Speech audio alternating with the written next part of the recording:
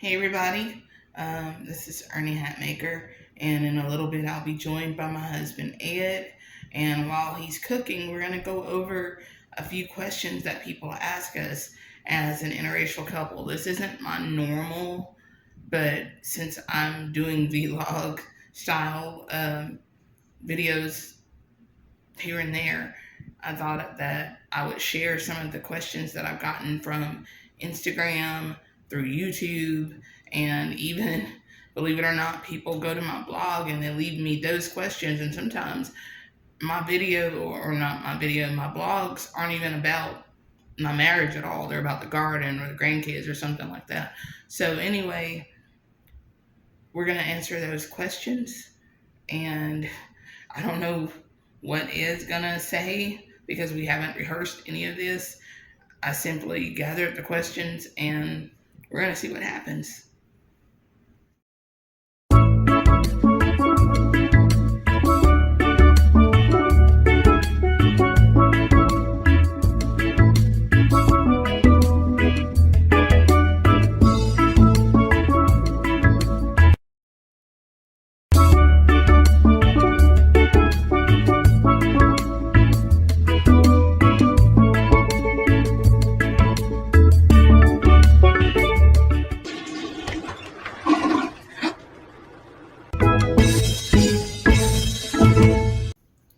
Now, we'll say that these are not generalizations for every single interracial relationship or marriage. These are just our experiences. So I'm not saying that if you're in an interracial relationship, any of this will happen with you. Your experience will be different because you're a different person than we are. All right, so this is my husband, Ed. Hey, buddy. And Ed's going to be cooking while we discuss some of these questions I was telling you about. Yeah. So, excuse me while I cook. All right, now we got it on Ed, and Ed's doing a little bit of dining and dashing.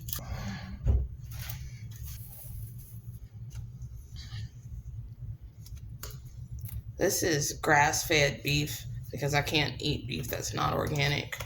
So it is certified organic. Do you want some? This is childproof too. Do you want some gloves so you don't get your hands all meaty? You don't like meaty hands? Not today, no. No. Need something to open it with. Like a knife? Something like that. A knife will work. Y'all stand back now. Mm-hmm.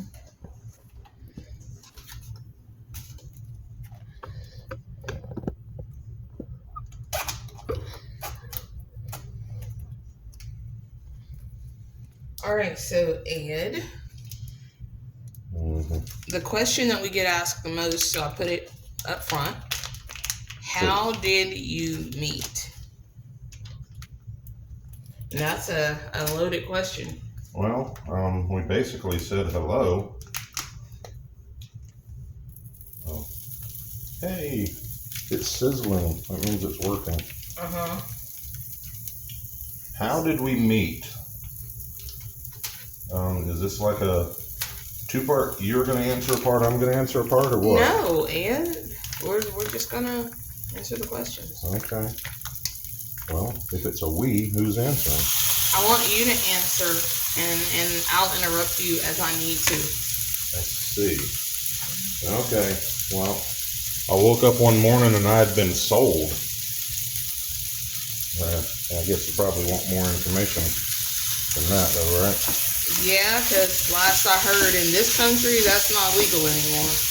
So, I don't know how many of you remember MySpace. It was an online, or not MySpace. MySpace. It was still, MySpace. That's MySpace right. still exists, actually. So, it was an online, I don't know, program, provider, whatever.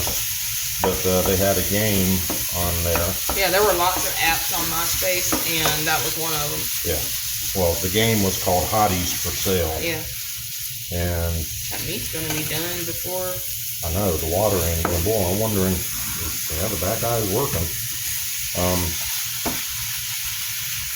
So anyway, I had a profile picture of me in my uniform, and I guess Ernie and a couple of her friends thought that I looked cute in my uniform or something like that. No, that was just Ernie.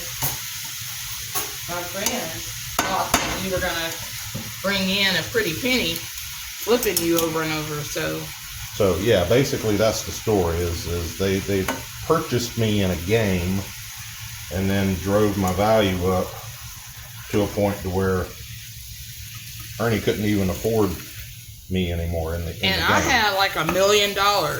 Yeah. So I mean, It was up there pretty high. That ain't enough to give somebody a big head, but you still managed to have one. Anyway. So she had made a comment, which I don't recall exactly what comment she made, but something about the fact that she couldn't afford me anymore. And so we kind of just started chatting in the comments, and that led to an exchange of phone numbers and then phone calls. And so, I mean, basically in a nutshell, that's how we met, was playing a game online. Yeah, it doesn't sound as romantic when we say it that way. But it was. It actually was. It was one of those things that if I had to do it all over again, I would. And, well, the actual meeting part was I drove from Virginia to Arkansas pretty much overnight, right at Thanksgiving, because that's when we had what? No, you go ahead and finish that sentence. So that's when we had time off that I could get away, and so we actually arranged to meet, and we spent a Thanksgiving together. So we have this Thanksgiving tradition that we can't talk about. We've pretty much done every year. Yes, some parts we can't talk about, but the part that we can talk about, it happens pretty much every Thanksgiving because that's when we met, and so we try to keep that as an anniversary, and it's kind of sacred. Sacred? Sacred. Okay, so that pretty much answers the question about how did we meet, I believe. Now that was the question. I believe that sufficiently answers the it. most. Yeah. So the next question is, do your families accept your relationship? I don't know, you ought to ask them. Okay, so when I first met Ed's family, the family that I spent the most time around anyway, they were welcoming. I think that they were trying hard to make me feel welcome. And whenever Ed met my family, I mean, they were relieved that he wasn't an axe murderer or something. Yeah, but for some reason they thought that anybody on the internet was an axe murderer. The internet was this big spooky black hole that, nothing but, bad stuff happened in, because that's all, my parents anyway knew. But I don't know that Ed hasn't been accepted. I know that there's quite a few, idiosyncrasies in our family, and some of that might come off as not acceptance when it's really just one of those things where everybody keeps to themselves. And it's hard for new people to work their way in, because it's a small town, and it's a large family, but it's a small town in the family. Everybody wants to be with the people that they came with, and that includes even at like family reunions, or just this past weekend where the Thanksgiving dinner was, everybody came in and then they sat with the same people in their families, and we have this huge dining hall, and everybody's with the same people that they are always with. So that's just kind of, it may seem like non-acceptance, but it's really they just stick with each other. I don't know. Well, so my perception on that is kind of, I feel like they don't know how to relate to me because they don't really know my past and everything.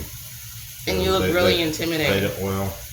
They don't know how I was raised, or, I mean, by now they should know. They should know what I kind of value, but anyway. Okay, so the next question. Do you ever experience discrimination together? We have. Yeah. But it's usually pretty easy to shut down. I mean, well, shut down might not be the right word, but to shut them up, it's usually pretty easy. But yeah, we've experienced discrimination. Yes.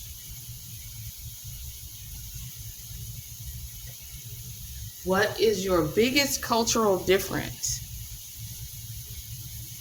She likes to smack me, and I ain't into that. Okay, that's probably more like a fetish than a cultural difference. So the biggest cultural difference that I'm thinking of right now with Ed is probably because Ed was raised in the South, deep South, and I believe that Ed's taste of music reflects that, and so I think that would be our biggest difference, because my taste in music is a little more broad than just classic rock, and Ed likes classic rock to the point where the spaghetti becomes classic rock. Am I taking it too deep? I don't know. This is your video blog. Is it? Ooh, so I can say what I want to? Can't tell if this is working or not.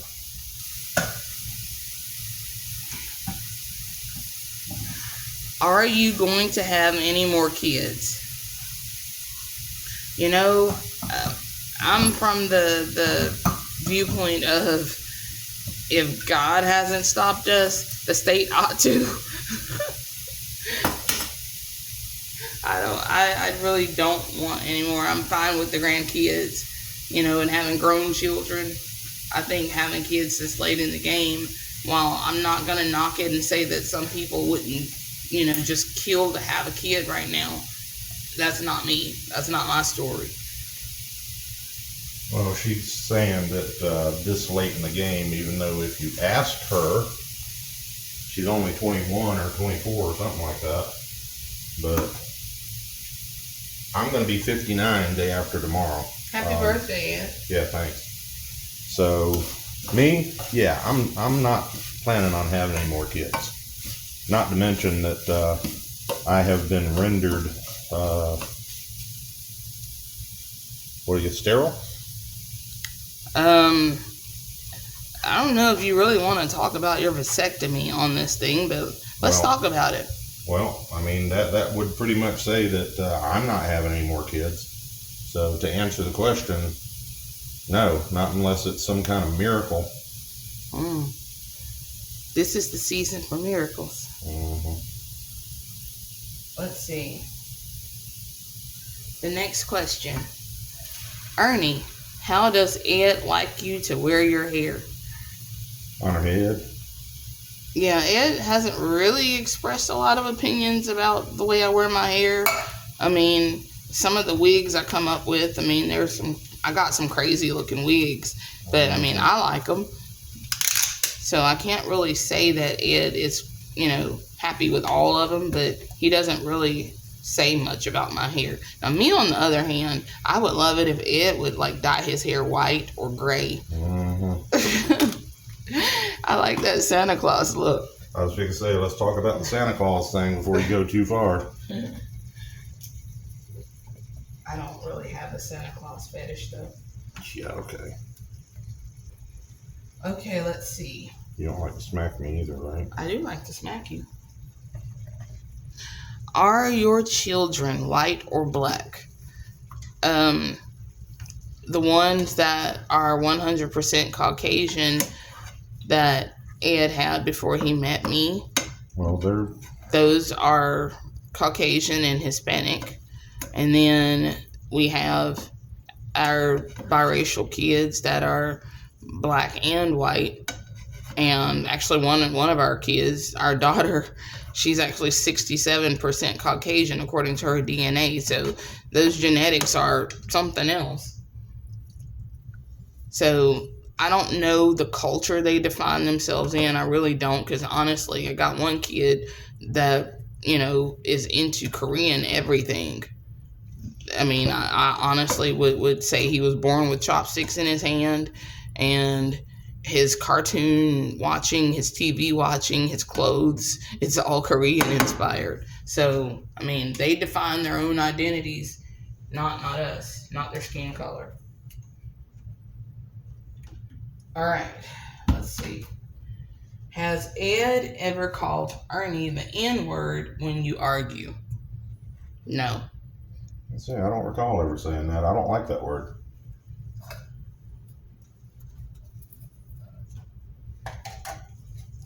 All right, next question. What is an awkward experience you've had repeatedly as a black woman being married to a white man? People asking how we met. Well, I don't know. Is that your experience? That feels awkward? There's a lot of perceptions about black men and white men, about physics, I guess. And so... Like white men can't jump? Yeah, something like that. Yeah, okay. It's a perception that, So I know that there's some people who have kind of maybe not come right out and asked, but they've kind of beat around the bush a few times of, how in the world did you end up with her? And so anyway, that's one of those things that just kind of uncomfortable to talk about. Well, I think something that we repeatedly get asked, and it's kind of awkward for me because, eventually it's like, okay, Ernie's wearing a wedding ring, he's wearing a wedding ring. We are at this restaurant, and these people always want to split our checks. Yeah, are y'all together? Is it on the same check? Yeah. Like, I want him to pay for it even if he's not married to me, right? Like, at this point, if he's, if on the days I'm not wearing my wedding ring, which, sometimes, your fingers swell and you don't wear your wedding ring. And I don't experience that. Yeah, well, I can see how somebody would be like, well, she's not wearing one. Maybe, he's just, seeing her at lunchtime or something. And yeah, maybe they can ask to split the check then.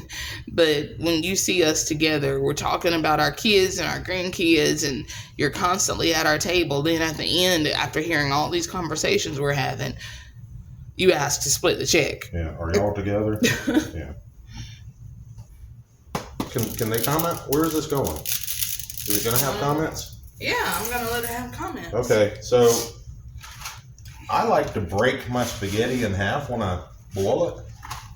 Now, I don't know how many of you actually eat spaghetti. That's something that I've only recently started doing since I've been married to him, because he didn't like it when it was long. I would put it in just the solid long strands of spaghetti and boil it like that. And that's something that Ed liked. And I don't know if it was cultural or if it's difficult. Because, That's just, we kind of go back to the being how you were raised and cultural differences. And, that's how I was raised. That's how my mom did it. And, best I can remember how my grandparents did it. My grandma, anyway. My grandpa, I never saw him cook anything. And so in a relationship, you compromise. And since I wasn't about to go get a divorce over spaghetti breaking, then I acquiesced and we break her spaghetti. Yeah. I know there's a lot of people that are kind of shocked when they first find out that I'm married to a black woman. That's because Ed is very, very white. I'm straightforward. He's very white, and so... Well, you showed a picture of me a minute ago, didn't you? Yeah. Yeah. But they didn't get the full revelation. So, what was the question again? Who gets more disapproval from people over your relationship in public? I don't know that it's disapproval. Where we're at in Arkansas, there's quite a bit of biracial couples. The people who look like us, there's not a lot of black women married to white men. It's usually the opposite in our neck of the woods, where it's usually a black guy with a white woman. If it's black and white. Yeah, that's usually, in our neck of the woods, it's usually the black guy, white woman.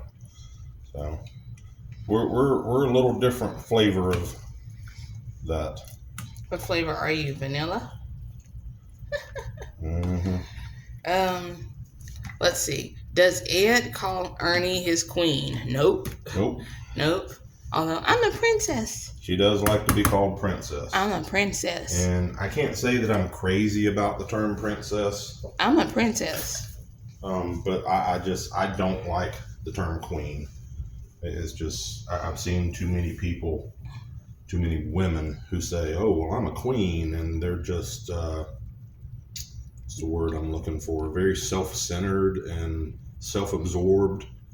And it are all the women who call themselves queen like that? Maybe not all of them, but the ones that I've seen, it just puts a bad light on the whole queen term, in my opinion.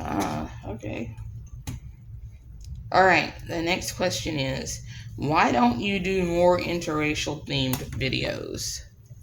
What exactly is an interracial themed video, first of all? I'm thinking it's something like this right here that we're doing now, talking about being an interracial couple, I think. Well, okay.